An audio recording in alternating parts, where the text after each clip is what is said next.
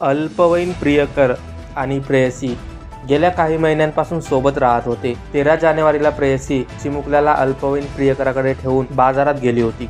तिथून परतल्यानंतर 4 महिन्यांच्या बाळाचा मृत्यू झाल्याचं तिला समजलं. इतकंच नाही तर प्रियकरांनी परस्पर बाळाचा मृतदेह पुरला होता. बाळ पडलं आणि त्याचा मृत्यू झाला असं अल्पवयीन प्रियकराने तिला सांगितलं. त्यानंतर घटनेच्या दुसऱ्याच दिवशी प्रियकर पळून गेला आणि प्रेयसीने पोलिसात तक्रार दाखल केली. पोलिसांनी बाळाचा मृतदेह बाहेर काढून शवविच्छेदन केलं. यात मुलाचा मारहाणीत गंभीर दुखापतीमुळे मृत्यू झाल्याचं समोर आलं. मुलाचा खून झाल्याचं स्पष्ट झाल्यानंतर पोलिसांनी तपासाची चक्रे फिरवली. वलसाड SP कनकराज वाघेला यांनी सांगितलं की आरोपीच्या आधार कार्डनुसार त्याचं वय 15 वर्षे इतकं आहे, तर प्रेयसीचं वय 22 वर्षे आहे. दोघेही महाराष्ट्रातील ठाण्यातून गुरुग्रामला पळून आले होते.